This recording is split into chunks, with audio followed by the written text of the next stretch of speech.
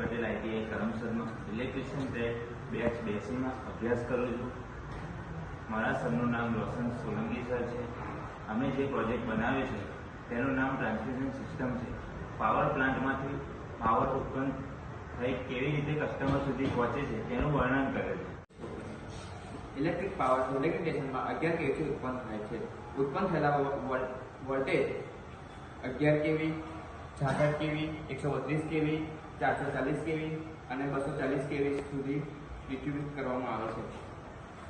Transmission લાઇનમાં મુખ્ય ભાગો steel pole, insulator, bare conductor, power transformer, distribution transformer વગેરે છે. પાવર પ્લાન્ટમાંથી ઉત્પન્ન થતી વિદ્યુત ઉર્જા ગ્રાહક સુધી પહોંચાડવા માટે વિશાળ નેટવર્ક હોય છે. જનરેટિંગ સ્ટેશનમાંથી ઉપયોગ થતા 11 kVને પાવર ટ્રાન્સફોર્મરની મદદથી વોલ્ટેજ વધારીને આગળ મોકલવામાં આવે છે.